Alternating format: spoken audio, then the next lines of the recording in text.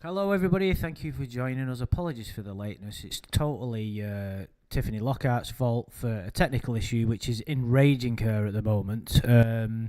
Last week it was Shin, and we had Shin in disembodied form via a phone, via Skype, via the fucking internet, which in a bizarre appearance. And this week we've got Tiffany because the Skype won't work on some kind of what you on dongle or something. What? No, it's my mic. It's showing us it's not connected. It's bullshit. Fucking cocksucker. Yeah, and well, we were discussing that the reason that this has happened is because we don't have one of those fancy earpiece things that look really stylish and just engender dignity in whoever wears them. Now, we're all going to get them for the next stream, aren't we? Yes. And already Shin's making annoying tapping noises. What it's are you the doing? pipes. I can hear the pipes. Yeah, shit, I forgot. Here we go. Sorry. I'm in the boiler room of the Titanic. It sounds like you're deliberately like banging on something. I'm so used to it. And I've changed the topic of the stream last minute as well because we were going to talk about something a little bit more heavy-handed, so to speak, and I couldn't be arsed. So I thought we'd just do something a bit light-hearted because I wanted to sort of compile some thoughts and get a structure going. I've not had time to do that. Not that this is like, going out to millions of people, but I do like it to be entertaining. Otherwise, what's the fucking point?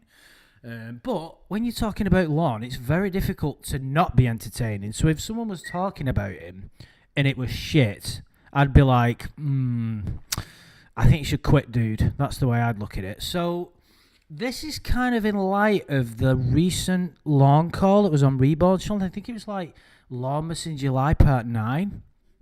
And I was listening to it at work the other day, and it was just Lorne whimpering for an hour and a half because he'd ended it with Jamie. And of course, listen, right, we've heard Lorne cry before, but there was just something really unusual about that, whereas it was like, we'll go into a bit more detail about what Reborn said to him, or what the character of Will will say. Will was like, why are you crying? Why do you love her? And we've gone over it, but there was a few things that just piqued my interest. And also, he said something which has enlightened my enthusiasm for the Virgin debate, which we will get into as well. So, guys, you two listened to the call, didn't you? I did. I'm just going to have to get a little bit of a refresher. So as we're talking, I'll probably remember. I did listen to it, though. There's not much to really refresh. It's just... You want to hear somebody cry for an hour and a half? There you go.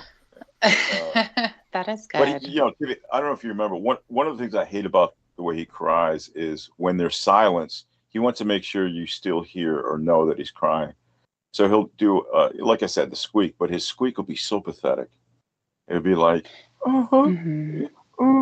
yeah, and he just did it for probably an hour, and you could tell they were really. I thought it sounded like he was really crying. I mean, sometimes you know how he goes into that hard convulsion. Yeah. Yes. He was really going. He was going strong. It was a proper meltdown. Proper. Yeah. But it's amazing. What I would say though, have we heard him in an elongated talk or phone call before after the relationship has ended? So at that point, Lorne is almost in just got arrested mode and Kayla's gone. Like when he's in the interview room and he's whimpering. Or even when he's on the floor after... I mean, listen, I don't know if you can compare that to getting guns pointed at your head, but the point I'm making is, at that point in the call, he's... the relationship's gone. So his love interest, which is obviously fucking crazy important to him, has disappeared. I'm not too sure that we've heard that before. We've heard it in various forms, like when Ramona was fucking with him and whoever else, but nothing as final as that. What do you think? Yeah, I can't remember a time when we've heard that specifically. But at the same time, I mean, I don't believe his crying. I don't believe the sounds of his crying. I knew you'd be The angry. way that he You're not tries even to. You mean allowing it's him not? to fucking cry. Okay. Christ. That's right. Bullshit. He's gilding. I think he's crying, but not as hard as he is. Is that what you're saying? He's kind of gilding the lily a little bit. I think he's actually He crying. is. Look, Andrew, we saw him cry in person. That's true. I didn't even think of that. Yeah. We saw him convulsing in person. We saw everything. And like I said, there was snot everywhere. It was But real. that's also in front of the judge and other people too. Right. I think he'll do that in front of other people, but I think that he's going to cry for as long as the phone call is happening, basically. Yeah. All I'm saying is he's physically crying. I'm not saying there's an emotion that's, justified or whatever is behind it, because that's crazy. But he's actually physically, his membranes and his sinuses are swollen, and you hear him sniffling, and there's tears coming out of his eyes. He got himself to do that. And now I don't know if that's some kind of Stanislavski acting method or something, but I think what he's doing is he's working himself up intentionally. Sure. Yeah, I think he's getting off on his own. But isn't that what toddlers do? Well, that's exactly what I was going to say. It's like the toddler that's squeezing their eyes really tight, and trying to get the tears, and their face is red, and they're trying to cry. They're making the sounds of crying, but it's not actual crying. Yeah. So I do think that the carrying on that he does is done to get a reaction from the person who's listening. And certainly in this particular case, if he's doing it to Will, then he's expecting Will to go tell Jamie. Yeah, and for all he knows, Jamie might be listening or walking on Will. Well, yeah, so there's that connection, isn't there? The whole thing is for an audience of one, Jamie, and he's hoping to use Will as a conduit to get to her. That's what that is. So, but this crying, like I said, I think what happens is that, he may end up, think about this. If you had to think about something that makes you cry, as an actor or something, right? You think about, using method acting. You think about, something horrible, your dog dying or something like that, something that makes you cry, right? I think he gets moments of realization when he's in the middle of a crying fit where he realizes, holy shit, everywhere I turn in my life, it's a realization that, yes, I have a lot to cry about. Can you remember a specific point or can you pinpoint a point where that happened? Because I understand what you're saying, but I can't remember off the top of my head something where that happened, where there was a moment of realization. I've noticed moments of... Oh, I didn't say that. I didn't say that. I did say that I could point to that. I'm saying that could very well be going on in his mind. Oh, sorry, I thought that you'd encountered evidence of that. No, he never came out. This is just a theory I have. I think that's the only way he worked himself up really hard. Is he, when he starts to take stock of his life. I mean, that's something to cry about, and that's probably when he really gets going. And of course, you throw out the idea that he might be losing his only contact, outside human contact, in these calls where he's, that person might not be there again, and now he's going to go back to his miserable life. That's something worth crying about too, even though it's all fake, but he still needs that. So I think what he does is he just somehow kind of reaches for these reasons unconsciously or subconsciously. And then that really creates the flow. That's what I think is happening. Because it's not that particular incident, I don't think. Nobody could laugh. I mean, nobody could cry so hard over a dildo. I don't see that. I don't know what's happening. Yeah, but to be fair, if anybody could, Lorne could. Yeah, and don't disrespect it by calling it a dildo. It's the wildo. The Wildo. I heard there's two of them now. Is there a Wildo 2 or something that I hear? I New don't and know. Does improved? she have two of them? I heard that somewhere. I don't know. Again, Yeah. my information isn't really valid. So I mean, Okay. with regard to the crying, like, I think there's a general agreement that it's kind of fake, right? It's put on, it's toddler-like. But also, it's like, you can't really cry genuinely because there's nothing really genuine to cry about in the context of the story that he's involved with, which at the time he doesn't know right. it's a story. It's like you said, That's Shin, what I mean.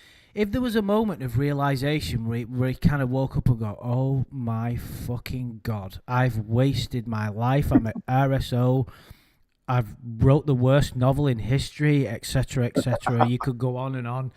Then that would kind of lend itself to genuine crying. But what I think was interesting, and it's not really anything new, so to speak, but what I thought was interesting about that call was when Will, he's crying and he's whimpering, proper whimpering.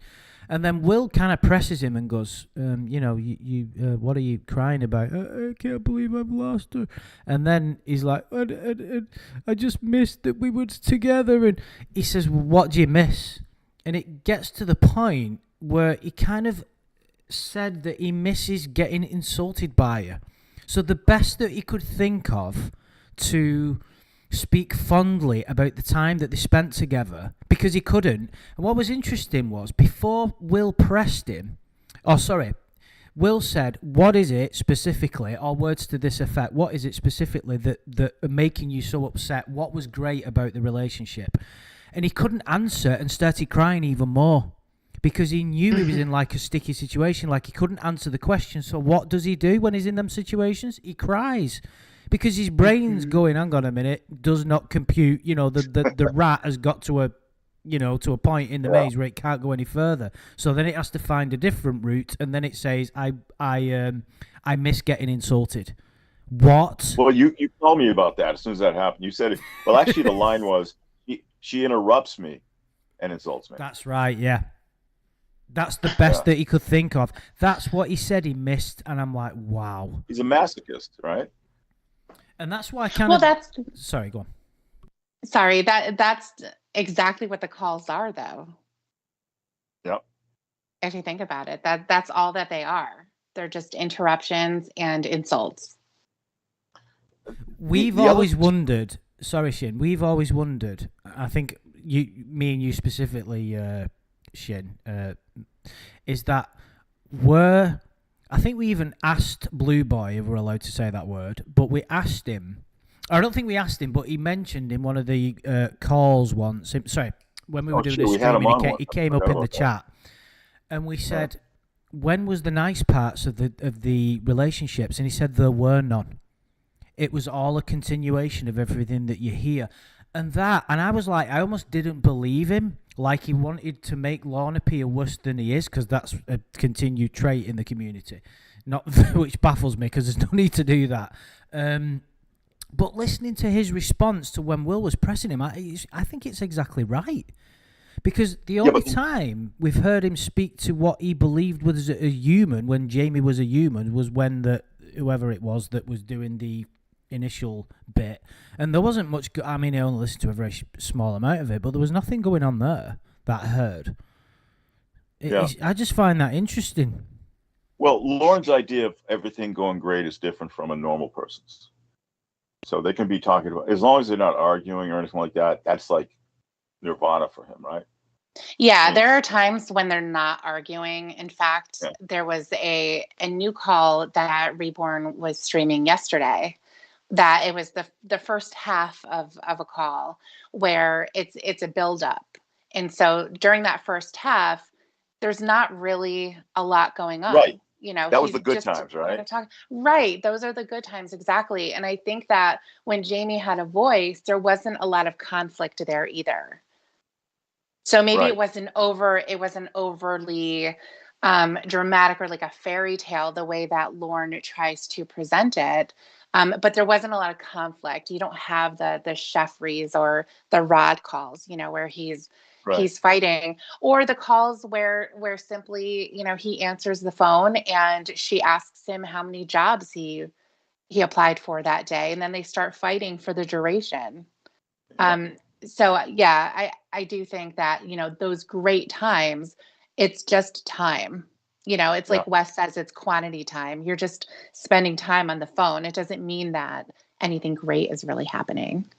It's so much work for the catfish, I'd imagine. I mean, they were talking about video games creations, and Lorne was coming up with the most boring. He doesn't have an ounce of creativity in that brain. He was talking about Right. knitting, a knitting video game. Right. Anyway, I What? but What you on the about, whole dude? thing. No, What's that? it's they were talking about creating video games, Yeah. and he talked about a game that would be knitting. That's Never the best he could come brainstormed up before. with. Never I brainstormed. think he should. Well- I think there should be a sequel to Taking Abroad that involves knitting. I mean, I'd be very intrigued to see how that goes. There was. Well, His mother there's knitted the another one. booties for the baby. The mother knitted the outfit for the baby. Don't you remember? So we could have a Every sequel session. just Trevor all Michael. about the mother's knitting endeavors. Yeah. And Well, how there they, was how they another fitted story, onto though. Trevor. There was another How she- story, though, about how Jamie wanted to go skydiving and bungee jumping naked. And so Lorne said that she's going to jump down, and when she gets down there, she's going to grab a baby deer and bring it up with her. Listen to his What how is his that? mind What does works. that mean? What does that mean? It's very strange. Sounds like something out of a weird dream you have. Sure, exactly. Does, doesn't it? Yeah, it one of doesn't them make things that sense. makes no fucking sense whatsoever. Mm-hmm. Yeah. I don't know how to articulate this, but another strange aspect of the Will and Lorne crying call, and getting down to the nitty gritty about why Lorne was very upset and why he was crying, and what it came down to, I guess, is that Jamie was going to do a film with Will. So just stepping back and looking at the dynamics of that, what Lorne is doing is he's saying Will might be able to make some money doing this or whatever, but he is basically crying and shitting on him at the same time. It's he'd rather have a stranger than you. I mean, how would you like somebody saying that to you? But it's to me, I thought that was really interesting. And of course, Will didn't take it personally at all. He just kept digging. But it's just so strange that I'm so upset that my girl wants to sleep with you, and this is why I'm crying to you. That's the last person I'd be crying to, first of all. But it's Oh, just sure. strange. Yeah. It's funny that it's Will that he's crying about this too. Yeah. It is really funny. It's almost like he's offending him. He's offending who?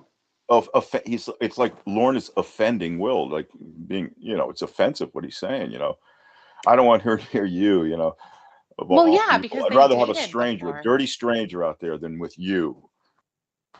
Well, because of the relationship that they had previously, and also that he lives with her. And Yeah. she uses a statue of his cock outside of working. It's very offensive. Do you know what? Mhm. Right. If you I put knew you were all, going to bring that up, Andrew. Go ahead. if you I knew put it. all those things together, right, like the scenario that Lorne was put in there, his model porn star girlfriend lives next door to his ex, and she has a cast of his cock in a dildo, which she still uses. It's remarkable that Lorne holds it together as much as he does, I think. Mm-hmm. I mean, It's remarkable that he stays in that. I don't think anybody would. normally, I I think there would be people, and I suppose this is the topic of the stream, is that is Lorne as unusual as what we... Yep. I mean, we're all involved in this because we find him ridiculously unusual, I suppose, entertaining, but he's entertaining because it's different, isn't it? If he was just like, we were talking, weren't we, once, Tiffany, about like his uniqueness, and we were talking about like some of the other predators. Who are the?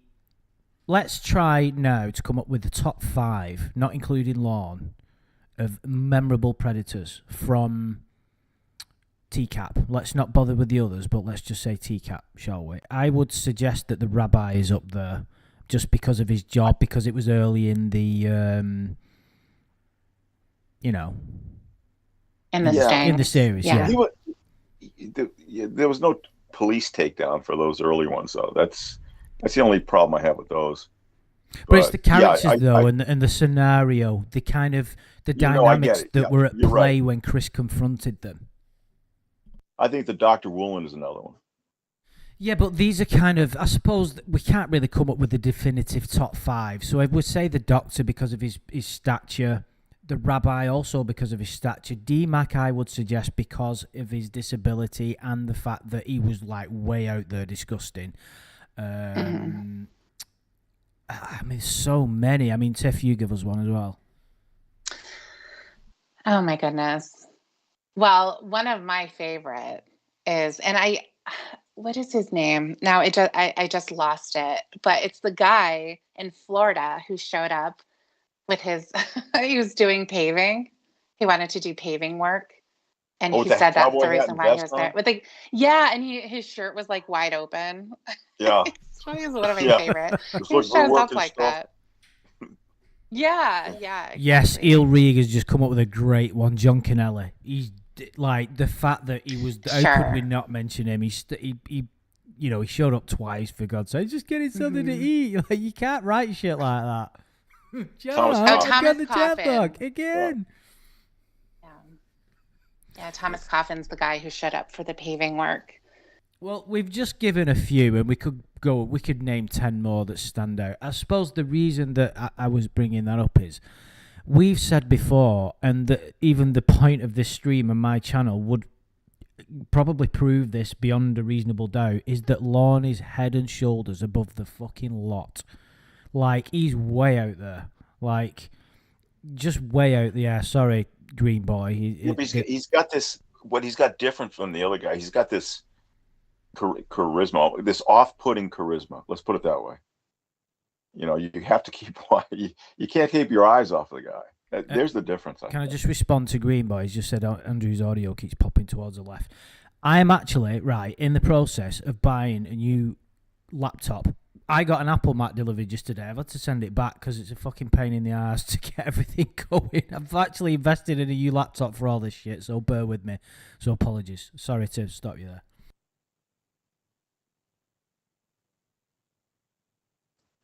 Michael Willis is a great one too. He's really good. Are we forgetting about Jim Roush? No, well, he wasn't on TCAP though. He never made it. Okay. So that was a separate sting that they were doing for that. You're getting technical, okay? All right. Sorry. I would go sure. Yeah. Michael Willis is the. Is this a setup or something? I was just on my way to the beach. He made it. Yeah. Yeah, and he had the most amazing exit, I think. I don't even want this cookie. Yeah. He had the greatest takedown by the cops too. They swung him around onto his face. Yeah. Same thing with Donnie Morrison. And Lee Greer too. Jim Roach. Yeah, Jim Roach. Yeah, there's so many. And they're memorable for different reasons. But I think that for Lorne, it's because so much is known about him.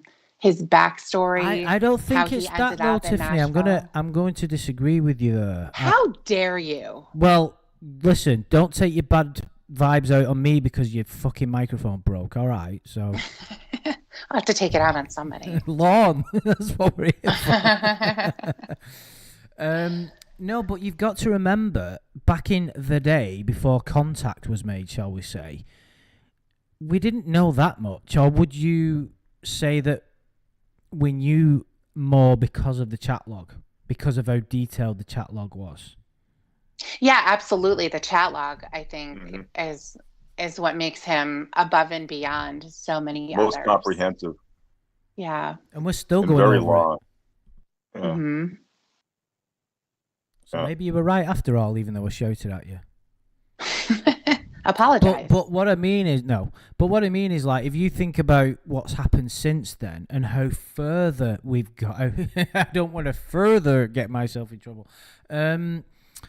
Like it just, we could spend the rest of the stream listing all of the new content that's been found about him. It's like a treasure trove of gold. Like it's like going into a cave.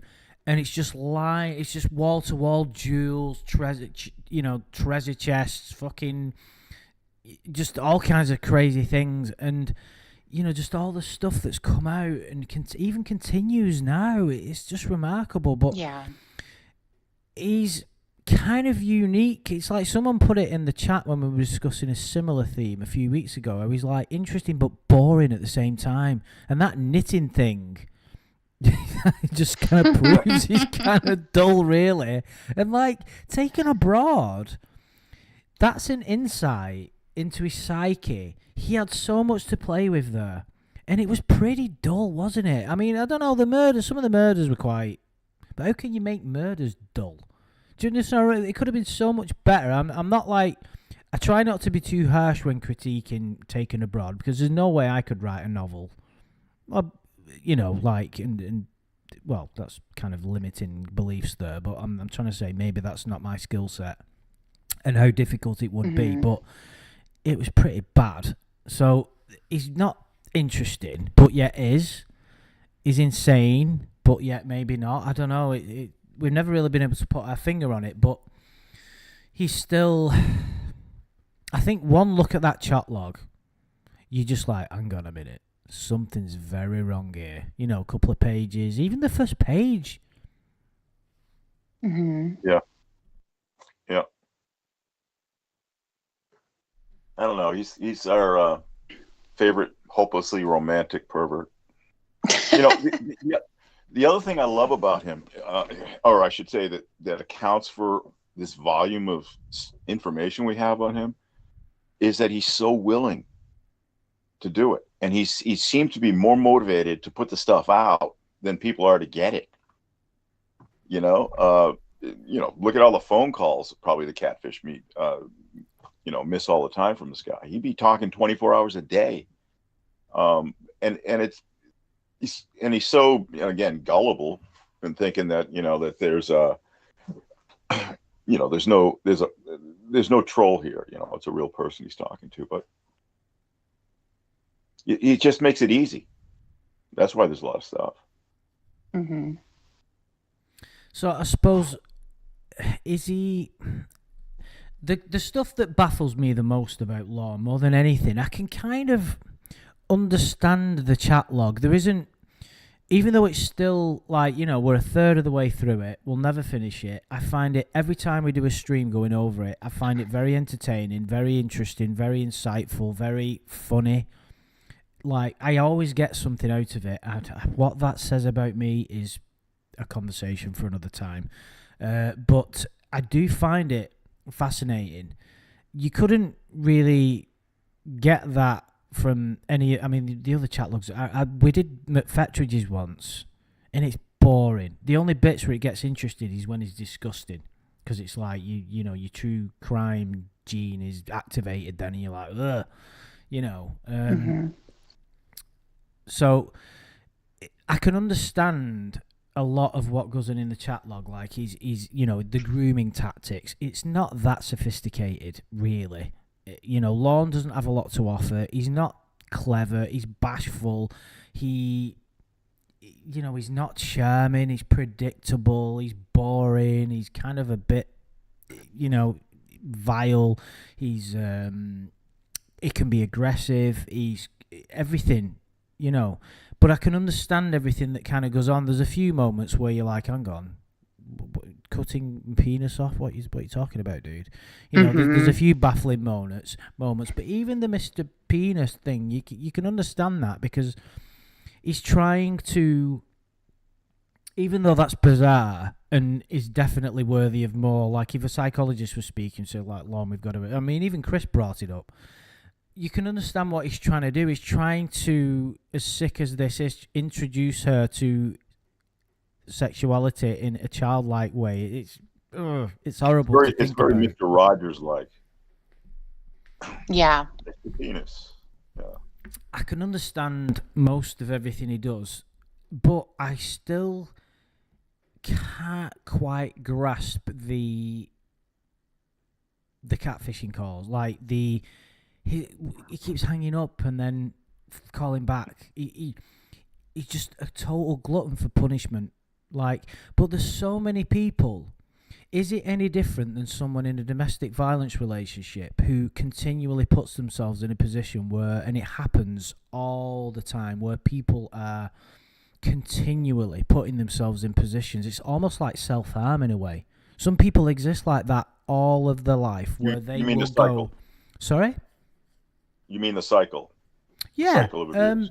So it's no different really there, because he just gets abused, he gets fucked with, but it's like you mentioned once, not Tiffany, when we were talking about it, he's never met this person. He's continually putting himself in this position of abuse, and like what we were saying before about the Will situation, and Will's there and she's messing him about. If you was gonna create a character, let's just say that the character of Jamie was real, that person would be one of the worst human beings that has ever lived.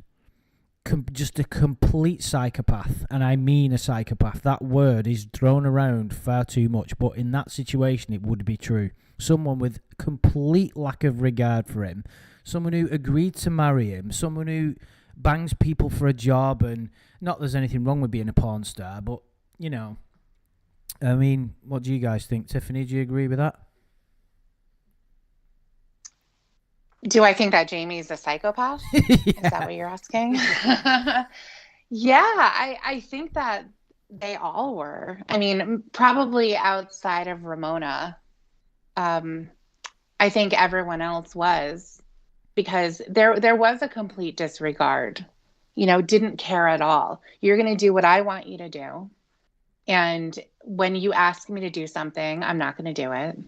You get absolutely nothing out of this, except for obviously the time, but as far as him asking for things and wanting any type of validation for somebody to show that they care about him, even when he blatantly asks for it. I mean, this goes back to actually the Ramona call where, he's begging her to tell him, why, like, do you care about me? Answer the question. And she won't do it.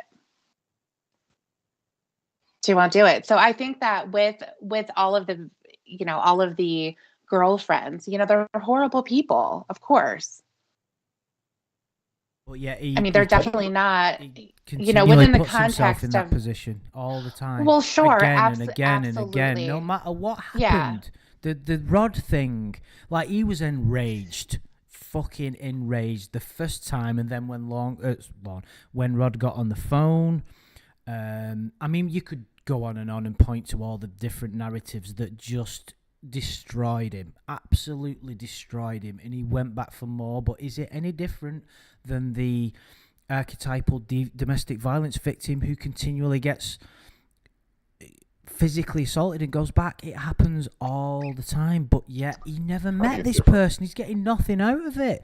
But is it that it's the idea of there being someone there that's enough for him?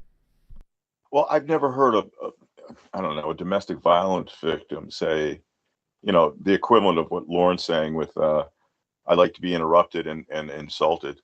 I've never seen a domestic battery. That's a good point. Victim saying, I want to be hit and, abused. Like Lorne is saying, there's a big difference.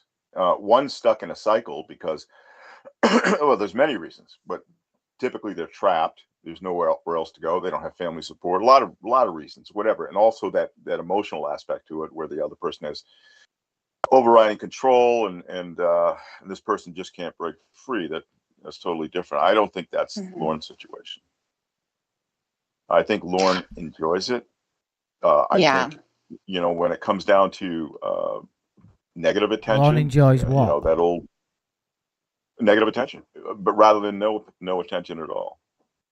But it's totally different than a domestic violence victim, in my view, because again, he's wanting it.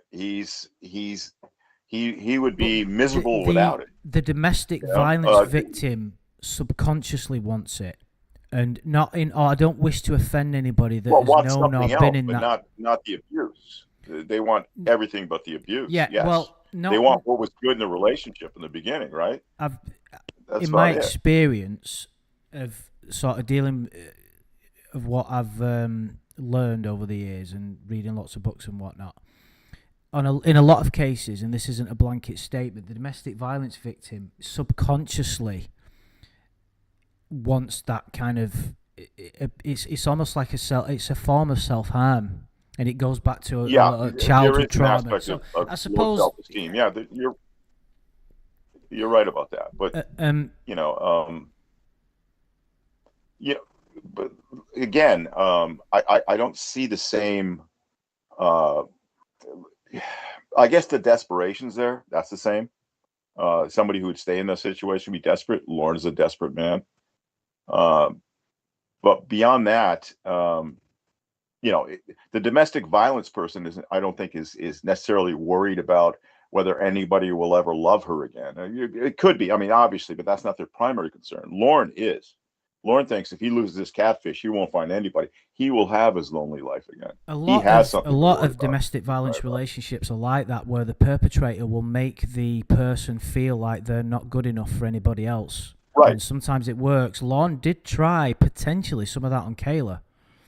There's a bit of debate whether that was actually his intention. Well, I said debate, but when I say I don't think it can be proven. But when he says, "Well, you're beautiful, at least I think you are," that could be a form of that. That not to say that that's what happened, but I think some people would say that it was, because I remember when we were going over that part of the chat log, I think that's what you said at the time, Shin. Like it was a sort of form of putting it down. Yeah, he's just somebody. The problem is you can't attribute his lack of self-awareness and situational awareness to other victims. It's just not the same thing. No, but it isn't. But I think I'm not trying. He has no idea where he is. Yeah, but there's commonalities. He has no idea of what consequences. Pardon me? There's commonalities in that kind of behaviour. I suppose I'm trying to understand exactly why Lorne puts himself in that position. It is, let's just say that this was a real relationship, Lorne and Jamie was a real person, God forbid. Lorne's the victim in that case. People listen to the calls, and people will go, "Lorne's a piece of shit." There's no fear on his part. There's no fear on his part. If he decides to hang up the phone and never call again, his problems are over. The domestic violence person feels the fear, and their problem may never be over. And that's typically another reason why they go back, because they're afraid. So Lorne's motivation is, look, I want this situation to go the way I want, and if it doesn't, it's abusive to me, so I'm going to hang up, but then I'll call back. But when he hangs up, he doesn't know he's going to. The other person doesn't. That I just see that clearly. I don't know why. I think that when Lorne hangs up, he thinks he's hanging up for good for a few seconds, and then the clock, like a drug. And then the clock ticks a little bit. He's like, "Well, shit." It's remarkable what happens, because there's times when he gives it her and he's right in what he says. There's many moments where he go, "You don't care about me. What the fuck am I doing here?" And there's the realization that he is in a no-win situation, and he lays it out to her and he says, "You don't care about me. If you did care about me, you wouldn't do this." And I'm listening, and I'm almost rooting for him, and I don't. mean that in that I care about his well-being. It's just that it's like seeing somebody getting the shit kicked out of him on the floor. Like anybody's got, you just think, please defend yourself, dude. It's like unbearable to witness sometimes. And then he'll go, you don't care about me because if you did, you wouldn't fucking put that guy first. And he's right. And there's the realization, and he's putting the pieces together, and he's realizing that there's no way forward. And then he'll, a few seconds, he'll call her back. Almost I say instantly, it's been edited, but you just get the impression it's not, they didn't have to wait long for him to call back. Right. So, I mean, I suppose what is different, what is unique about Lorne's situation compared to lots of other dysfunctional, not necessarily, not even violent, like physically violent, emotionally violent, toxic. We've all witnessed toxic relationships, or may have even been in one. And to say that is one is obviously true. But what was your original? What did you originally posit? Did you say that who's more psychopathic, the catfish or him? Was that where you were going with this? What you mean, like the topic of the street? Yeah, because the catfish are obviously, they act psychotic. They, especially Winnie. I mean, there's no question about that. But who acts really more psychopathic, you think? Well, I would say sociopathic on Lorne's part. Well, but I mean, you can't attribute any kind of normal behavior to the catfish because it's just a non-entity. It's just a whatever shit they decided to type or whatever. There's no character that's being like it's. So, for instance, if you had like a novel by a good writer, of course, you would want that character to stay within its defined parameters, which any good story would do, or series of stories. Hence why the fucking Star Wars sequels were a shit show. Sorry, I couldn't resist. But with the catfishes, there's no characteristics. Just speaking about Jamie, Winnie did have some sort of character there because Ember played it and did a pretty good job of it. But with Jamie, there's no. This is, I suppose, I'm glad I've gone down this road a little bit. This is what was interesting about the call when Lorne couldn't even think of anything positive to say about Jamie, not even about their situation, but even her as a character. He'd just say she's so special. Right. Well, what does that mean? She attacks me. I love it. Yeah. And then he'd just go back to she spends time with me. Well, there's nothing. There's no character there. There's nothing good about her. She doesn't say anything nice. She doesn't seem to have any interest. She's just an abomination. Yeah. A little off topic, but that robot voice is pretty generic, right? I mean, you could hear it a lot in different things, different. Jamie has characteristics. What happens when he runs into that voice in the public? Does he get all melancholy and shit when he hears that robot voice somewhere else? Yeah, if he hears it somewhere else. Oh yeah, that would be really funny. I never even thought of that. Fucking hilarious. We'll have to set him up right. We'll have to put me and Shannon have to put disguises on because you recognise him. We'll have to go somewhere where Lorne is, and then just get our phone to fucking speak the Jamie speak like we're, I don't know, some kind of computer program going on the phone. It's like, hello, what would you like fries with that or something? Yeah. Is it Jamie? Jamie? The fuck are you doing here? I'm coming, Jamie. You work at Burger King? God damn it, Jamie. He's probably you know what I like? I wonder if he's the only person in the history of the human race who's had a 3-year relationship with a fucking a male robot voice who's a guy. I think it's probably... I think the chances are good that he's the only one. Yeah.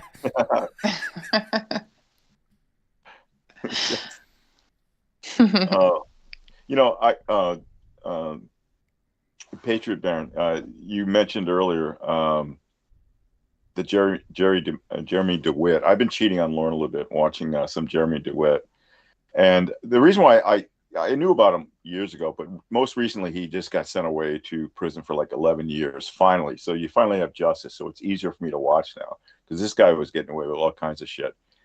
But I couldn't help but draw the parallels between that guy and Lorne. There's one particular characteristic that they both have that's amazing to me, and it flies in the face of survival, of protecting yourself, and that is they have no foresight about the consequences of what they're going to do. And the consequences of what they're going to do is a living hellscape. Not only will they go to prison, but they're both RSO. So their time in prison would not be, would be hell, essentially. So it's worse than, if any other person was just violated probation, had to send back.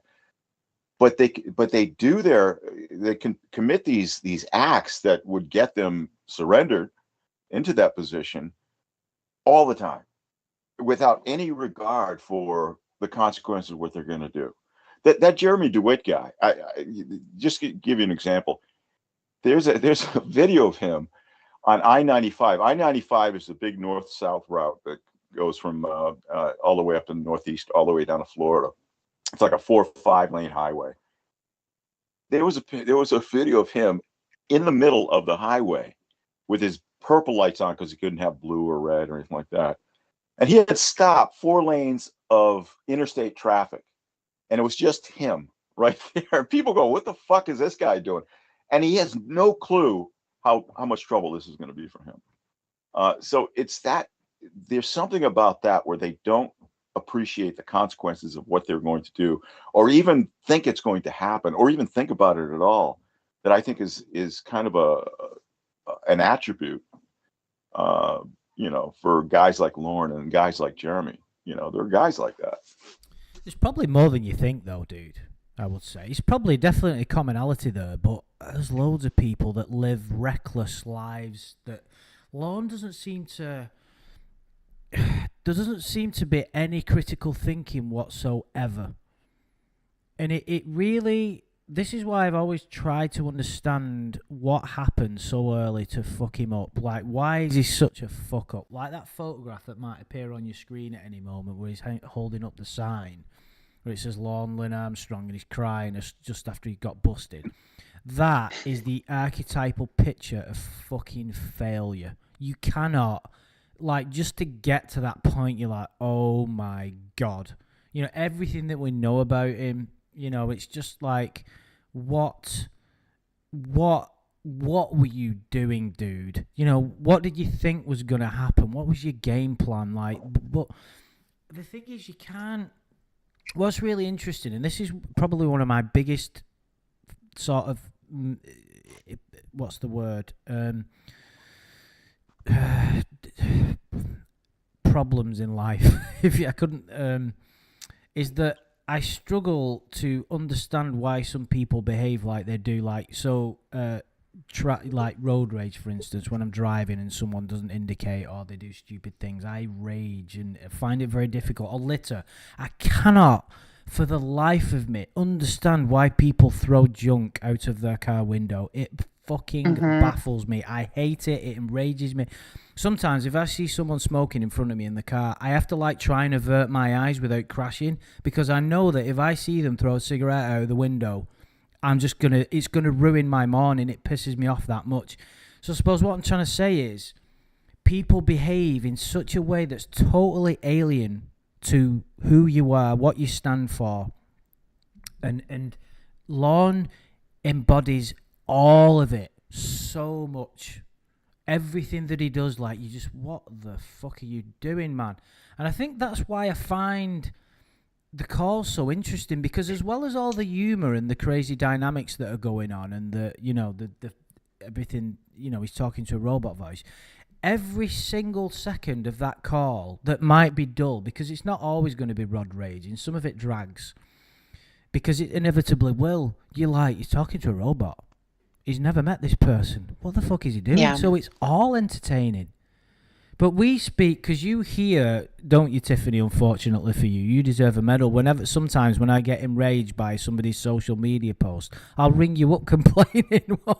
Why the fuck has this person said that? I just can't get my head around it. But Lorne, is just embodiment of it all, isn't he? Yeah, absolutely. Absolutely. And just to go back to, why does he hang on the phone when somebody is abusive to him? Why does he call back and all of that? We can also look back at the real relationship that he had with Nikki and see that it was very much the same, in that he was calling her relentlessly. He was sending nasty text messages. So I think that the toxic relationship is just a dynamic that would be represented in all of the relationships that Lorne would ever have. Mm-hmm. And it probably was worse when he was younger. Sure. You eating something, the kind dude? Of guy that would drive by houses and stuff. Dude, pardon me? You eating something?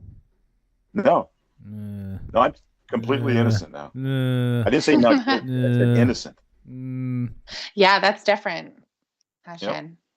Yep. Makes me an angel. That's right. Where did we get our intel from about Nikki? And forgive my ignorance. How do we know it's true? The probation report of 9/15/15. Wow. Fucking hell, dude. Yeah, I know. It's an easy date to remember. Good job. But that was the one where 34 calls in 6 hours. That's a lot of accusatory messages. Is she your girlfriend? Does she know she's your girlfriend? That's a great one. Yeah, with the probation, busting his balls. Right. And then having to sit through his manifesto against his well-rehearsed tirade. Well-rehearsed manifesto. And Mom N, thank you, Clay. Yep, Mom N. That's right. So that means Mom Nikki, right? That's weird. Isn't that weird that he thinks of that? He associates his mother with a girl he's trying to bang? I know. Don't let your mind go down there. Oh. I don't. I want to get away. Well, it is really weird because he could have given them any name. It could have been Bob or Tom. Right. Like, could have given any name at all. Roy. Well, Roy would have been in his actual phone, right? He's a homophobe. I forgot too. Yeah, that's right. No, but he could have made anybody Roy. He could have made, it doesn't matter, but it's just strange. It is very, very strange. Yeah, it is. Yeah. I think the Nikki, what you were saying, Tiffany, about the toxic relationship, if you think about relationships, and it's something I've painfully learned as I've got older, is that a relationship that you will have with anyone is a reflection of who you are. If you're a fuck up, it's impossible to have a good relationship. If you are, whatever personality traits you exhibit will be reflected back to you. Lorne is so far away from being able to. It's almost, it's scary. And like I said, there's millions of others. Like, relationships are tough. With even with the ideal person, if there is such a thing, they are inherently tough. Of course, Lorne, and the thing is as well, because Lorne creates a narrative of everything that goes on in his life and makes things up as he goes along, of course he's going to be calling them 34 times. He's going to be making up all kinds of crazy things of what they're up to and what they should be doing and what they're not doing, and they've disrespected him. And it'd be really interesting is he'd be like paid an actress to, God forbid someone would have to physically do something with him, but, like a physical, just to see what would happen in a real physical relationship that lasts, like a real relationship where he's with someone. Like, wouldn't that be really interesting? How he can't even, people in general, he repulsed them, everyone. It's impossible. I don't know how that could happen. He would isolate that person. That person would have to have some serious mental issues in order to do that, to be in that situation. I don't know how he could ever be with anyone. Well, don't forget, and we had to reiterate this on some past streams, is that, and Adam just popped into the chat as well, women are dirty. But what I mean is, yes. Some women have got no standards, just like men. Some men have no No, standards. It's a fact. It's not no. being sexist. It's not being fucking It misogynist has or nothing to whatever. do with that, Andrew. Nothing to do with that. It's whether you can close the deal, whether you can actually perform. Dennis No, Colson. what are you talking about? Some women are that desperate they'll go with fucking anybody, just like some men are that I desperate don't know they'll what go with world, anybody. you know. It's true. Back me up You here, make it Tiff. sound, It's you true, make it isn't sound it? like you're shooting fish in a barrel, bro. It's not that easy. You know, Dennis Colson, he put out a video with Candid Stop Fellow. playing tennis, dude. Pardon me? Oh no, that's my. Sorry again. Hold on a second. Let me see what I can do. He admitted he was a virgin. This guy had a lot more going for him than Lorne. He's been on dates. He's even said he had girlfriends, but he was still a virgin. And I kept looking, and he was extremely honest and somewhat likable, believe it or not, if it wasn't for the pedophile part of him, right? So there are people like that. Yeah, you know, I think that his chances of getting laid would be a lot better than Lorne's. Another blow to Lorne. Yeah. He could be listening again. That would piss him off. That'd be great. Do you agree? You agree with me though, Tiff, that Lorne could find someone who would put up with him? It'd be quite, I wouldn't say easy to do, but they're out there. Absolutely. Yeah, I agree. There's going to be female versions of Lorne that are out there. And in his orbit? Well, I mean, that's another question. I mean, obviously he's in a small town, and also he's not able to just go wherever he wants to. He can't go to bars. And I think that's where he would find the type of person. An alcoholic, basically. But he's always broke. He can't buy drinks, you know? I mean, no, that is true. But I'm saying as far as the availability of the population, it would be in that type of a place. Where he, somebody who's drinking, who is possibly going to be looking for anyone to go home with. Lorne has quite a bubbly character in a way. Like, even when you pointed to it before, Shin, when you said he's like charismatic, he kind of is and isn't. He's a bit bubbly, like Durango Mango said, Betty. Off-putting charisma, though. Yeah, of course. But what I mean is, like, you get some people who have the same lack of confidence with women that what Lorne does, but they're very introverted. Well, they'll sit in a corner on their own. They're not very comfortable mixing with people. Lorne's a bit of a people person in a way. He wants to talk. No, he wants to engage. Not in person. Sorry? No, I agree. I disagree. Not in person. Not in well, what about when there's the photos, the video footage of the yard sales, and there's people going up to him, he's having a bit of a laugh and a joke with those are people coming to him. Yes, when he has to interact with somebody, he could turn it on. He could turn on his country yokel thing, whatever the hell he's doing. I suppose what I'm trying to say is, though, let's say he was in a situation in a bar, where he was, and he was allowed in there, and he wasn't an RSO. Let's say, let's go into crazy quantum leap mode again. He'd be able to at least draw the attention of someone, because girls generally like someone with a fucking personality who can talk and you can laugh. People in the chat, let Andrew know this right now. I mean, let me know if I'm wrong here, but I don't know what bars you go to, Andrew. Wait a second. What woman would his attention would be drawn to him in a romantic way. I didn't mean it like that. Hang on a second. Andrew, what the real world is like, please. Well, there's a real world example of someone who actually started, I don't know if we can even call it a relationship. I mean, we just mentioned her, Nikki. He met her in a bar. So she was in a bar. One out of what, 20 years? Okay, but you said nobody. Oh, okay. So there is going to be someone when it comes to things like that. But again, we're not talking the queen of the crop here, Shin. We're not talking beautiful models that are well-to-do, that have got the shit together. We're talking female versions of Lorne that probably not sex offenders, because you don't get many that, he wouldn't be attracted to them. Do you understand that the only ones he wants are young and beautiful? Then why was he talking to Nikki? She's young, first of all. So she. What about Winnie? She was a bit of a head case, wasn't she? And we're talking about real life, right? But I'm talking about if he saw a bar skank, all right, who Nikki was Well, yeah, like that. But I'm just saying in general, that person would have to be attractive enough that he could actually impress people by showing around. If she wasn't like that, he wouldn't be with her. So he makes his standards high enough where his bar is even higher to get laid.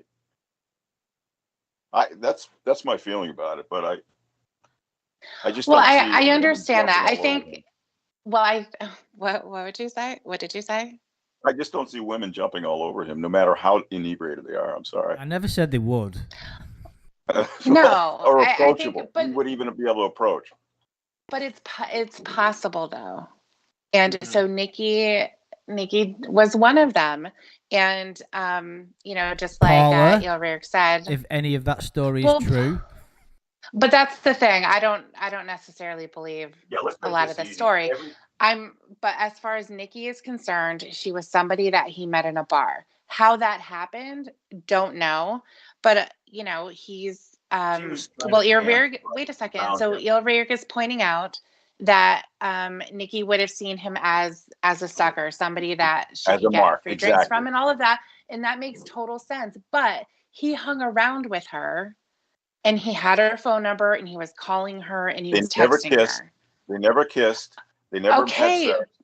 Right. I'm just telling you. I'm just saying. I know. She was yes, conning I know him in that situation. Yeah, absolutely. But they could have done something.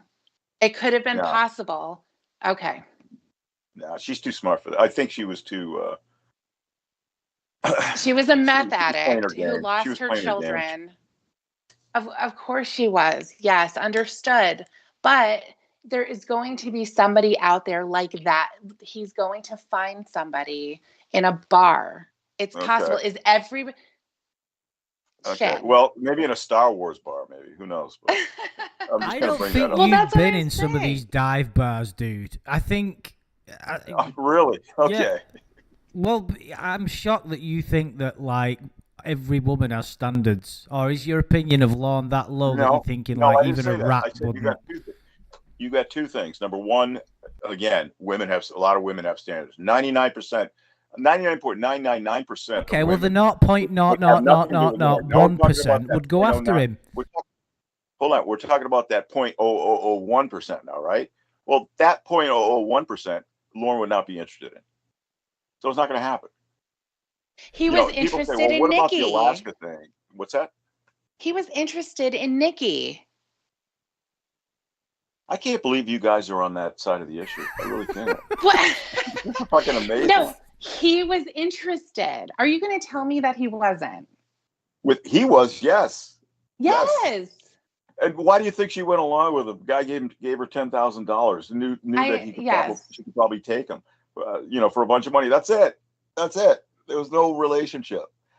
He was buying her apartments and picking up her kids when he shouldn't have been. But I don't know. It's not. I don't see the world. I don't see the world being very charitable to Lorne in that regard. I really don't. I think that you're giving the entire population of women way too much credit. Well, it doesn't really require credit to reject Lorne. I know, but think about how many gross people there are out there, and how many really deplorable people. He would not be interested. He was interested in Nikki. He was interested in Nikki. Yes. She's not the cream of the crop. No, but if Nikki wasn't interested in his money, he wouldn't be anywhere near her. They had their own agenda. Money? They weren't the same.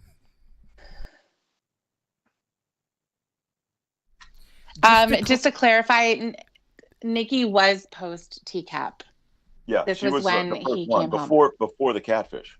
Before the catfish, yes.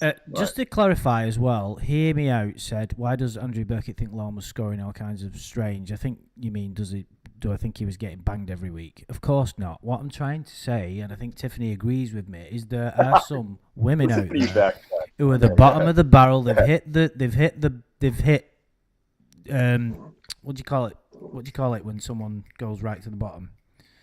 The bottom of the barrel. Yeah, hit rock bottom. Hit rock bottom. There you go.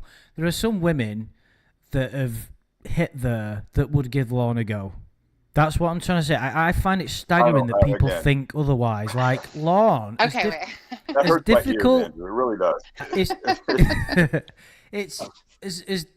I think you're doing that on purpose. I think you're trying to piss me off. Shit is gonna rage quit any minute. I do this to you all the time. I guess I deserve it. Okay, sorry. Shan, I understand what you're saying, and that he has a standard that is much higher than it should be, and That's he's not just going. That's just one part of the equation. That's all. Okay, but wait, but you also said that he wants to be with somebody that he can parade around, right? Yes. He brought Nikki to a family barbecue. Again, she fit his standards. Do you know what she looks like? I have no idea. No, but he did say he was young. That was good enough for him. Yes, I know, exactly. She was young, exactly. But according to him, she also had all black teeth because she was a meth user. They weren't together for the same reason, Tiffany. Do you accept that? Can you accept that? I do. Yes, I do understand that. And yes. Okay, wait.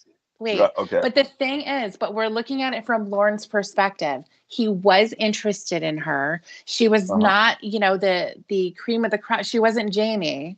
She wasn't his other girlfriend. It was the best available. Let's put it that way. Sure. Right? Okay. Right. Lorne sensed vulnerability too. That's the other aspect that makes him attracted to women. If they have some vulnerability, something where he can pull his Sir Galahad, his chivalry, his Mr. Protector bullshit. But for the most part, he absolutely did that because she had a lot that was going on at the time. According to him, she had lost her children. She didn't have a permanent place to stay. Everything was pretty unsettled. That's what you call rock bottom, isn't it? You've just described someone who's at rock bottom. If you've lost your children, had a lot to share. They lost siblings. Come on. Leave poor Michael alone. Let him rest in peace. Do you know the thing is, he can't rest in peace, that poor soul, can he? Just think about that. Yes. Oh dear. Well, I think we'll have to agree to disagree on that one. I'm glad we got that out of our system. Okay. Although I know you guys are full of shit, though. Just so you know. There's actually, if you look at Emmanuel Silvera, is it, in the chat, has said that they believe, so it's not just us, Tiffany, and I believe this as well, Lorne's standards are a front. I think he'd probably sink lower than what you realise. Although, whether alcohol, I mean, he doesn't seem to drink anymore, but when he was drunk, I mean, did we see photographs of Rhoda? Or was that just because she was young, do we think that he was interested in? Young. That out of those two attributes, young and beautiful, if she's young, that's good enough. No, but dude, you're seizing on this as evidence of your standpoint, which is not the reason I brought it up. So don't even fucking try and go there.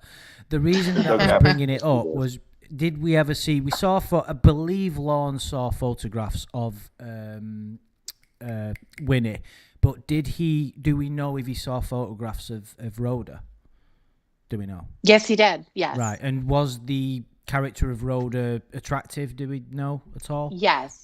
Right. Yeah, I mean, he would think so, sure. But she sounded not particularly pleasant. Not that matters to Lorne. she, yeah, I mean, according to him, yes, he would be attracted. He would be attracted to her. She's young, blonde, big boobs. Right. Looks stupid. Of course she was. Yeah. And he thought these people had nothing better to do than talk to some sex offender on the phone for half of their life. Do you know it? Sorry. Nothing. I was just curious about something, Tiffany. I've got a funny feeling this is a reigniting of our previous argument. It is. No, it's not previous. It had nothing to do with the previous argument. Nothing. Okay. New subject.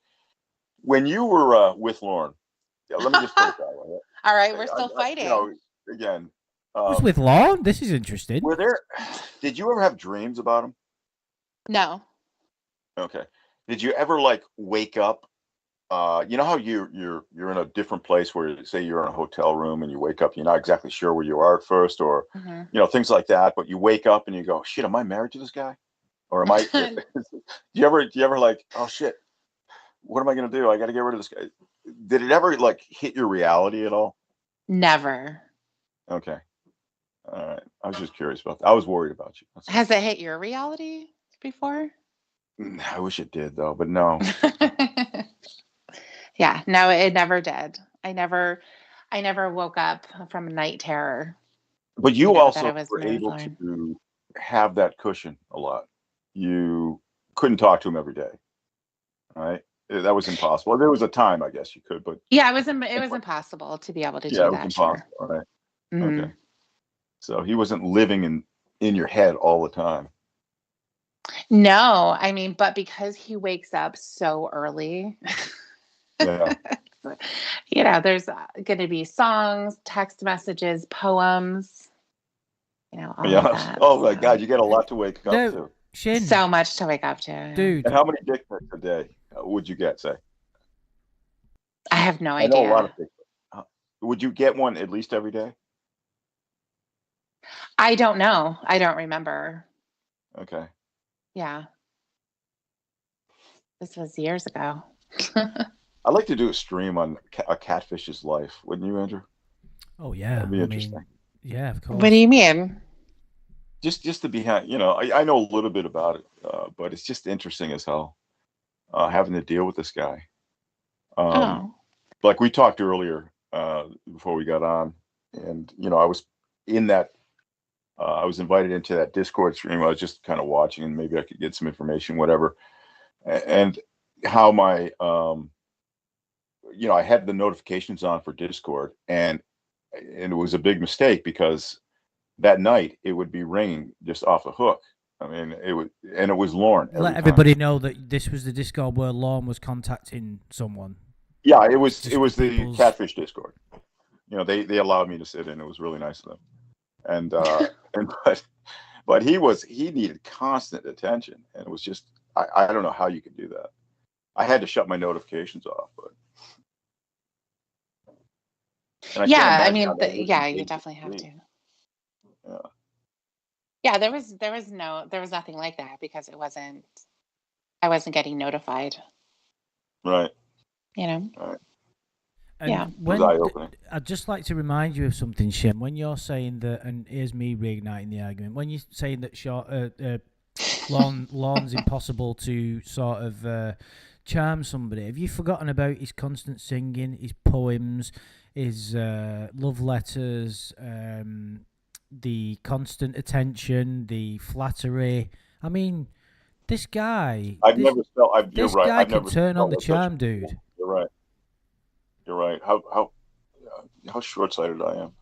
Should we just reread one of his poems, and I think you're going to change your mind, and then we've got you. You'll be like, you know what? You're right. You got one?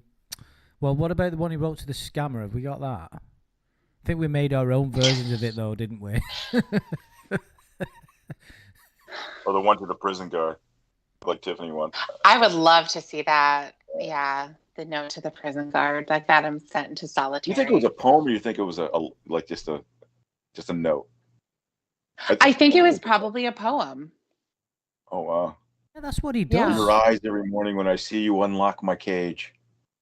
Yeah. Yeah, exactly. The sun hitting your hair. Yeah. As you shackle my legs. Yeah, I do think it was a poem because he needs to make an amazing first impression, right? So the first note isn't going to be, "Do you like me?" Circle yes or no.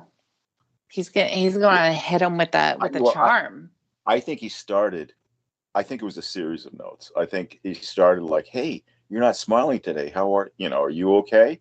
And then eventually, and if there was no negative reaction to it or no feedback or punishment or whatever, he'd said the next one, "It's me again. let me tell you about my day, and da da da da. Oh my God. But I only hope you're doing well, something like that. And he just keeps grooming her. I think that's what happened. And then eventually he said, I don't know, what could he say? He said something will you marry me? inappropriate, and Will that's you why marry he got me? in trouble. Do you care about me? Because according to him, she read the note and then brought it immediately to her supervisor. So it was just one note. So it had to have I think it may have everything been contained. one. Yeah. Okay, so it would be a note that would be condensed. It would be, I've been watching you for the last several months, and I must say, it would be like a creepy stalker kind of thing. And I saw you look at me, and we have something. That. You know how he does his gaslighting bullshit. Mm-hmm. That probably scared her a little bit too. Well, yeah, but it's inappropriate. She's, not one of the guards that's going to go have sex with the inmates, that we're hearing about recently. I think there was an OnlyFans model that was a guard, and she was recording sex with inmates. And believe it or not, she got in trouble. Yeah, I wonder if we could do a FOIA request to get that note. It's got to be in prison record somewhere. Oh, God. Well, good luck with that. Yeah.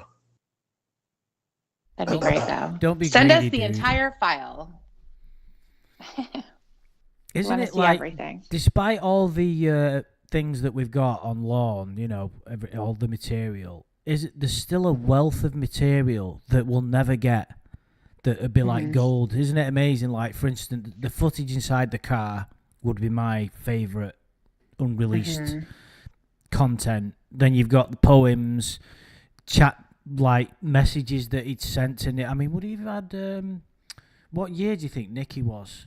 Would he have had a mobile phone? Would he be texting her?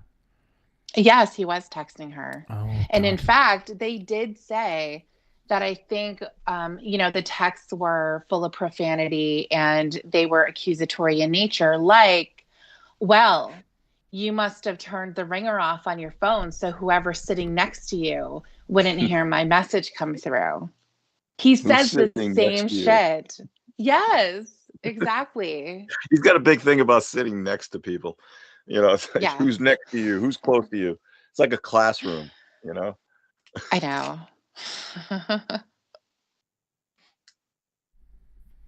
There's loads of what other stuff is it that we I'd like to get the footage of the marshals arresting him when he went to visit probation after he sang to Tiffany.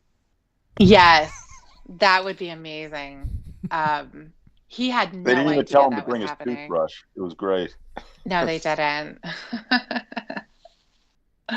Yeah, he walked in thinking he was just going to sign something, and they got him. I'd like to get his family's reaction to watching the episode of To Catch a Predator. Yeah, but that's not material that can, like, there's no footage of that, dude. What you're doing is you're talking about going back in a moment in time. And okay. I thought you meant, okay. No. I thought it was mad material that exists that we can't get. So there might be probation reports, like psych evaluations in prison, text messages. We have that. Yeah, but not all of it. Not all of it, though. They're the attachments to his civil suit. Yeah. Remember, we read those. Yeah, that's true. But I mean, he was in prison for 5 years. I'm sure there's loads of stuff, Yeah, I'd love to hear the records from the infirmary for all the times when he wasn't feeling well, or when he had the pimple on his butt when he went in the second time, and he had to go there because he was allergic to the medicine that they gave him. I want to see those. Hey, do you know what? That triple antibiotic that he knew he was allergic to. Yeah. Yeah. We've not spoke about in a while is what he's doing now, because the last we heard, he tried to do, there was some business where he was like a removals or something, like moving junk, and then there was the repeated claims of him being a father, and it's all gone quiet. I'd love to know what he's up to now. I mean, let's sort of ditch the past for a minute. Yeah, no, it would be very interesting to hear what's going on. What's going on with his businesses. What is he doing with them? Is he getting any business at all? What's going on with his house? I'm sorry, I don't want to call it a house. Let's not. Shin was talking about him not. It's impossible for a human female to be attracted to him. He could technically be a father if the claims are true. Boy, you had to come at that from that direction, huh? Well, you started this, dude. All right. That's another possibility. The possibility that this fame, got him star fucked. That's the other possibility. Well, I mean, that just lends itself more to our theory that there's some fucked up women out there. Right. But as he was before, I don't think it's the case. And plus, I'm not even sure about that. I mean, well, none of us are. We're not saying the whole relationship. No. Yeah, I mean, from what I understand, Blue Boy was actually working with the Canadians when he was trolling Lorne, and especially about the, I guess the Alex Jones stuff. They were feeding him information about that. So I don't know what that relationship. So he could very well still be catfish for all I know. Maybe he just got handed over to them, and part of the catfish is him thinking he has a kid. Don't forget, we don't know for certain that the Canadians are connected to the claim that he's a father. It would seem, I think that would probably be most likely, given what we know. Well, the report said Canada, so. Say that again, sorry? The report said Canada. He wanted permission to travel. It did, yeah. It's very suspicious, to say the least. But the thing is... Well, the fact that probation didn't even respond to it, just ignored it. But they didn't really need to, did they? Well, if they would. I mean, if he had a child, they would be very concerned. Yeah, but why would they mention it in that document, though? Because I don't think they proved it. I don't think he proved. I don't think he believed them. I think they, this is the boy that cries wolf all the time. Comes in, of course, they just don't believe him anymore. Yeah, of course, dude. And they were. Can you imagine a situation where you're asked to use resources to check out this constant liar, from all the time? I mean, enough is enough, especially if you have to go to another country to check it out. It's just not worth it.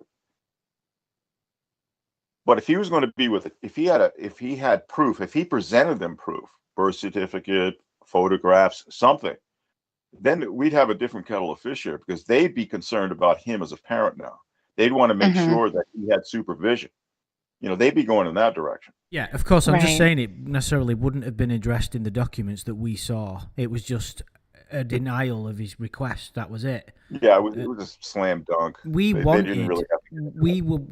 praying for an answer because we wanted to know. I was even thinking of starting a GoFundMe and hiring a fucking private detective, because I was like, I need to know what's going on here. I'm not jumping on a plane again unless he's in court. So I'm not flying across the Atlantic just to stalk Lorne, although it is tempting. But yeah, luckily I don't have that much time on my hands. But gotta draw the line somewhere, bro. Yeah, exactly. These streams are like, this is where the line is. It can't go any further, he says. Yeah. So very finally, before we've got 7 minutes or so before I like to usually wrap it up. I don't usually like to go on for longer than an hour and a half. So I suppose, are we any closer to answering the question, is Lorne really that unusual? I mean, he shares lots of... He's just... I suppose he has to be, doesn't he? For us to devote... You have a lot of characters like Lorne on the internet, like the one that you mentioned, Shin, Chris Chans of the world. Who's that guy that Bay Sherman always talks about? Is it Cyrax? I don't really know. Cyrax, yeah. I don't know much about him, but he looks like a kind of interesting character. Joran, I would suggest he was. I mean, I've been slightly reignited with my interest in him. Like the stream that Wes did a while ago was pretty interesting when he was critiquing his own appalling content. was very interesting, but still, Lorne's more interesting, but yet not. I don't know, really. Any final thoughts? Yeah, I think what? that Lorne, as far as Lorne being unusual, is he really that unusual? I think he's not unique enough to say there's no one else like him, in the sense that you would never catch anyone else doing the things that he does, because I think you probably could, but he is unusual to us, and that's what makes him special. He's special to us. He is. I think he has said things that have never been said in the history of man. I think he's True. 100%. Like, what's interesting about Lorne is he never ceases to be entertaining. There's, it's remarkable. Yeah, exactly. I know. I mean, remember when we were talking about if Google Earth was real, how many people would be going into like the live, if it was live, watching a live stream and just having it on, and somebody could walk into the room and be like, "What are you watching?" And be like, "Well, that's Lorne and Roy. They're in the yard and they're moving 2x4s around." It'd be like that. Just sitting there watching it. It'd be like that Simpsons where Homer gets. Convincing Lorne is like doing magic in front of a monkey. It's not that hard. Especially when he doesn't even know technology at all. He's still no, exactly. Yeah. And it was it was funny to hear Winnie interact with him as if it was live, and she could talk her way into making it seem like she's really watching him, and she always had an answer to everything. Huh? And he's shit-faced driving down the street. Can you see me, honey? You see my road? That's me. That's me. Waving out of the window. Pretty much. I'll slow down, okay? Can you see me? Bang. Yeah. Yeah, it's like this is we mentioned this. I don't think we come to any conclusion. We were kind of discussing why we're so interested in Lorne's backstory. Like, why are we so fascinated by the Paula story? Like, and I genuinely mean this, and I'm quite prepared that this means I'm insane. If I had a free token to go to any point in human history, including the birth of the fucking human race, dinosaurs, UFO crashes, I want to know, fuck that shit, what happened with Paula? That's where I'm going. At least one of 3 wishes. 3. You can't just have your only wish, that, right? No, it would be. No, it definitely would. Jesus. Okay. So what about you, Tiffany? Are you backing me up, or are you not quite as far gone as I am?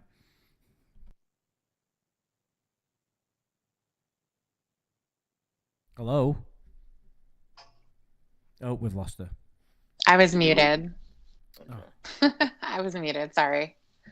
Did you get a half your answer while you were muted? Yeah, I did. Okay. So the question is, as far as the wonders of the world, like if you could see anything and get an answer, it would be the Paula story, correct? Yes. What if it doesn't exist, though? What if it? Well, that will be the answer then. We would actually so you'd end up in an empty room with nobody in it. No, but Paula as a person exists.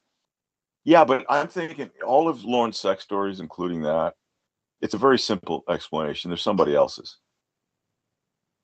And so we might end up getting trapped in some weird vortex. That's what Mad Crackers try to go to a place that never existed, where nobody was. Yeah, he's trapping us, man. We can't do that. You got to make sure that something actually happened before you. Okay, Shane. So then what? Then what's yours? I'll take something easy. I'd rather be in the room while he's talking to Kayla. That's right. You did say you wanted to be a fly. That happened. So I know that I won't end up in some weird I dimension. don't think you understand what I'm trying to say, dude. I said at any point in human history, it doesn't have to be Lorne related. I'm saying, if I could go back and see a T-Rex fighting with a fucking Spinosaurus aegyptius or whatever the fuck they're called, I would choose the Paula scenario. If it turns out, as Madcracker alluded to, or you have said, that nothing happened and I'm staring at an empty room, I'm fine with that because I then know it was bullshit and I know exactly what I'm dealing with. Yeah, but you wasted it. I'd rather see I'm not wasting it though because I've got the answer. I'm quite happy with that. Lorne cheated you out of seeing a T-Rex. That's what happened there. You fell for it. No one's ever said that before. You got to be careful when you choose with Lorne. You really do.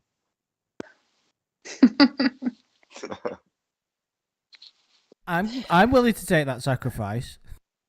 Speaking of which, do you think there's anything in this stream at all that, just in case we had Lorne drop in, pissed him off? Anything in particular? I'm kind of hoping. I'm still on. I that think high, you. I think you. Yeah, pissed I'm him still off, on that just high. your Did I say something that existence. pissed him off? Okay. Yeah. Because I'm an idiot, right? Is that what he called me? An idiot? He did. He called you an idiot. Hey, do you know what, dude? I've just realised we're one of a select few of the community, probably only that have actually physically interacted. Well, not touched him, but like we've physically interacted with the fucker. I would love him to know that the Shin's koala he calls an idiot was in the courtroom. I think he actually called you a retard, dude. That's what I heard. Retard. Oh, did he? I want him to know the retard was in the audience, and I wanted to try to figure out who it was.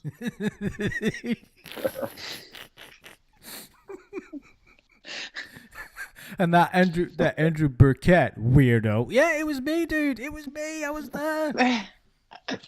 Weren't you sitting next to Shin? No, he was at the back with his yellow legal pad. Yeah, I was in the back, but I was kind of like, I wanted a view of Mama Gwen and Lorne at the same time. It was glorious. I've never thought I could. I was, Mama Gwen to the left, Lorne to my right, and just in real time, and I could have touched them if I wanted to. It's unbelievable. It was great. But I'd still rather see a T-Rex. Debatable.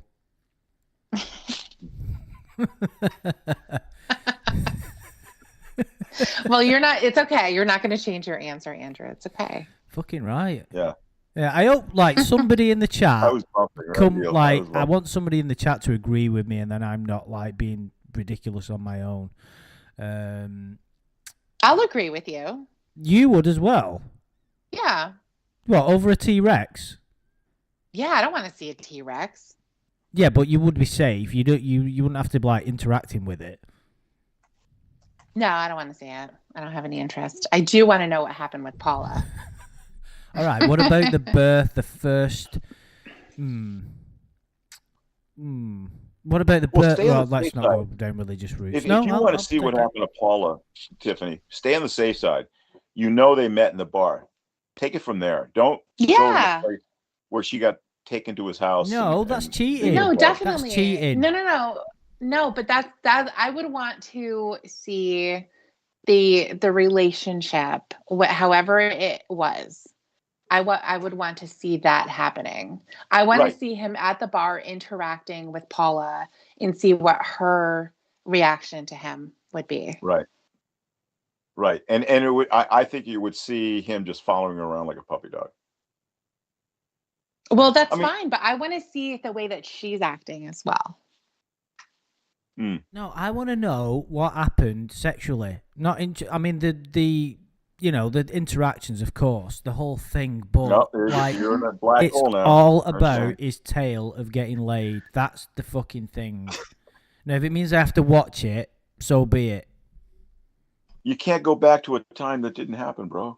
Okay, but wait a second. Are you saying that she never went to his apartment? Well, yeah. I'm saying that's a story that he stole from somebody else. That entire story. I don't even want to break it down. I mean, so it's not even just the sex. It's the fact of her going to the apartment. Yep, I don't even think. Okay. Yeah, I don't think that happened. So I think he stole that story you honestly believe that nothing at all happened? As much as Lorne's pissed to hear this right now, absolutely nothing happened. Nothing, Lorne. Nothing happened. Come on, man. Just come clean. Stop wasting our time.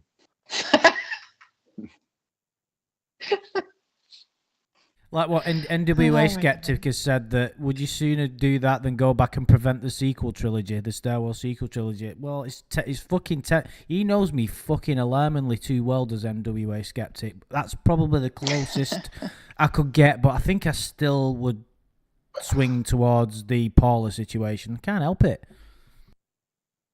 Dougie Jones also said, Andrew, you would choose Paula over finding out what happened at the fair with MySpace Girl. Ooh, that's a close call. I believe that happened. Because she existed. Paula may not have existed. And I believe that happened. I believe that trip happened. Mm-hmm.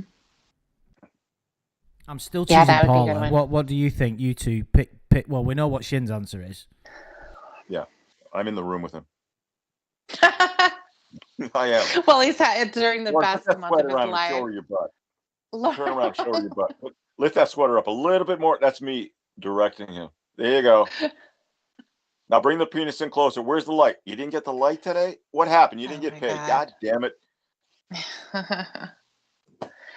As far as, what would I pick? Molly or Paula? That's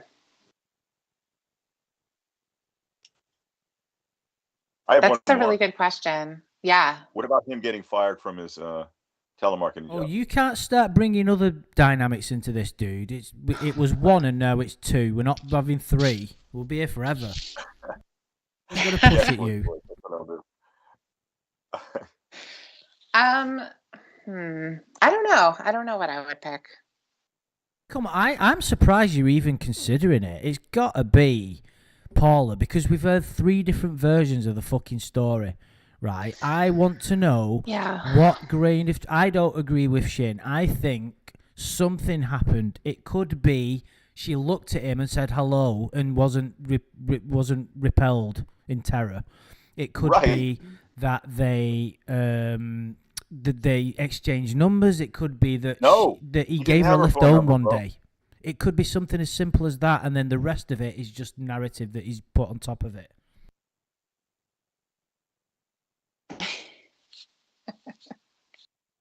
Well, you've made Shin very upset. Well, I'm over it now, but I'm just think about this. He didn't have her phone number. He didn't know her address until he followed her home. I mean, come on. At first, maybe he did have her phone number. And she would bring over her boyfriend to Lorne's brother and kiss his head in front of Lorne. Come on. This guy was friend zoned. That's it. No, he was definitely friend zoned. Yeah. There's no apartment story, guys. None. No girl's going to say, geez, you know what? I want a piece of Lorne right now. I'm sitting here and I'm angry at my husband. What better thing to do and get that man? No. All right. What about Debbie from England? She did. She could have gone to a bar and she started crying when she found out Lorne was in love with someone else. That's exactly what happened. Oh, that's a good one too, yeah. And she's English, Andrew. She's British. It doesn't reflect very well in England, that, does it? You get to share that. Yeah. Yeah. Oh, and he goes, I love his reaction to it. He goes, he did it twice. He goes, and so she started crying. I went, uh-oh, that's not good. Like he's a heartbreaker everywhere he goes, you know. Uh-oh, did it again. Oh no. Yeah. I know. You know he heard that story, so you know he heard that shit from somewhere else. Mm-hmm. No, I think that's total bullshit. But yeah.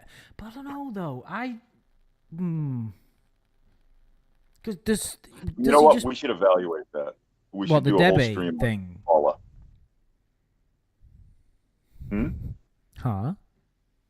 I think we should do a whole stream on evaluating the several stories of Paula, because Lorne has several versions out there. There's 3, I believe. That would be good. We'd have to compile those. Yeah, I mean, you got 2 different endings. One is he slapped her on the ass and sent her out the door and laughed. The other is he took a bottle of Tylenol and tried to off himself. No, he only took 8. Right. Well, for the purposes of offing himself, right? I mean, Yeah. whatever. I mean, he's stupid. I mean, what am I going to say? His So method was stupid, but it was still the point. It was two different emotions. I don't remember him saying that he slapped her on the ass and sent No, her I on her made way. that part up. I made that part up. Oh. I embellished. Lorne's not brave enough to do, or confident enough to do something like that. Oh, then her boyfriend came and she had to leave. You know, that was his reaction. It wasn't. Do you know what we're going to have to do? leave. Do you know what I think we should try? We don't usually stream calls or anything. I think we've only done it once. We should try and clip the 3 stories, the 3 versions of the story, and discuss them. Right. That's what I want to do. Yeah. I'll see. I'm sure we can find them. It shouldn't be too difficult. I'm sure if I put a post out. In fact, for the interest of helping us out, guys, anybody that's listening to this in retrospect, could you try and point us in the right direction to the 3 different versions, and then I'll clip the videos, and then I don't know how I'm going to do it. I'm sure I can figure it out, and then we'll go over them in a stream. That'll be really good. Maybe Adam can join us as well, because he's been actively participating in this. And he said, I like what he said about Debbie from England. He's like, I have a girlfriend, but you wouldn't know her. She goes to a different school. And that's probably like where his head was at. It's like, well, she's from England. Don't bother trying to trace her. She's back over there. You'll never find her. Yeah. She's on that cold island now. Don't. Mm-hmm. That's not good. Okay. Yeah. Right. Okay. What about the other idea we had, Andrew? Do you want to publicize that? You know, remember the AI idea we had? No. Okay. No, because that's still in the. Are you doing it, or are we going to send out? We'll discuss it. We'll discuss it soon. Okay. When I get my new computer, which I'm gonna have to send me that's going to be fun, guys. My MacBook back because it sucks, and then get a new one, and then I'll do it. And then we can maybe stream more than once a fortnight, which would be pretty cool. So lots to look forward to, guys. I'm still as sad as ever doing these things, so I'm kind of insulting my audience when I say that. I don't wish to do that, but the self-reflection is always prominent in these streams. But anyway, so thank you very much to Shin and Tiffany, and thank you for the interesting debate we had about Lorne's attractiveness. That was interesting. And totally incorrect on your part. Shin, he had to get the final word in there, didn't he? Are you still mad? Well, I was outnumbered, so I have the right to have the last word. Outnumbered. There's 3 of us. That is a funny number, you know. I can't believe you believe that. I'm sorry. I can't believe it. Right. Anyway, thank you to everybody that's joined us and participated. It's been a lot of fun, I think. Yeah, so it's getting a bit late, so I'm going to have to bail. Hopefully next week, I don't know for certain, but if anybody can point us in the directions of the 3 stories of the Paula, that would be fantastic. I'd really appreciate that. So, yes, take it easy, guys, and we'll catch up with you soon.